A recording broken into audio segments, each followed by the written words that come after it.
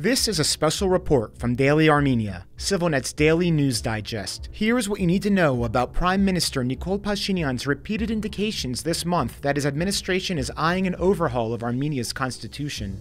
The Prime Minister has repeatedly stated in recent weeks that Armenia requires a new constitution rather than just amendments. Yesterday, in an interview with Armenian Public Radio, he indicated that the adoption of this new constitution could usher in a so-called Fourth Republic of Armenia, with the Soviet era and current independent state being the second and third republics. The proposal has sparked fierce debate, with Pashinyan facing accusations he is trying to change the constitution due to coercion or pressure from Azerbaijan. In fact, that same day, Azerbaijani President Ilham Aliyev called for the Armenian constitution to be changed, saying there are claims against Azerbaijan in Armenia's domestic legislation that challenge its territorial integrity. Aliyev called doing so a necessary step towards the country's making peace. While the issue of the constitution had not previously been part of the public discourse, in recent days numerous Azerbaijani officials have made statements demanding the constitution be changed and using it to vilify Armenia as having territorial demands. While the constitution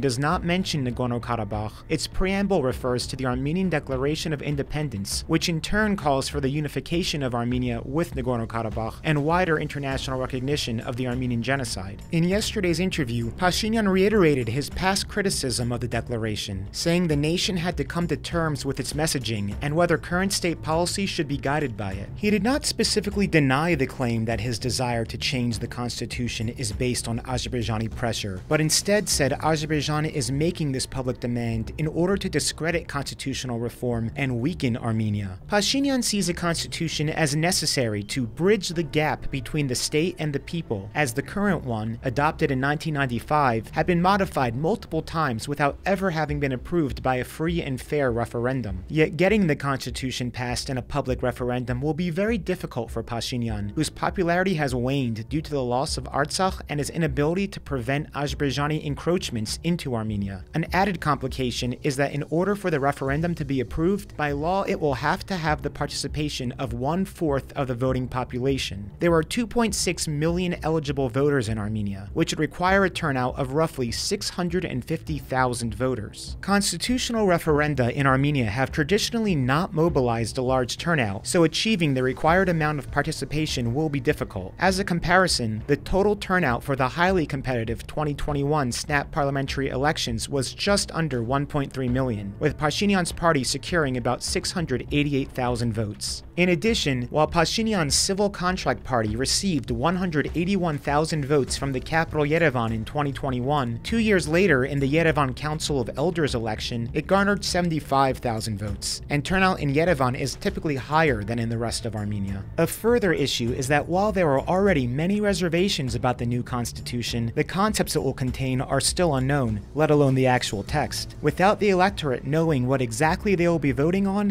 it is hardly possible to convince them to support it yet. How the constitution develops remains to be seen, but this referendum might become a vote of no confidence in the ruling party and may largely define the future trajectory of political developments in Armenia.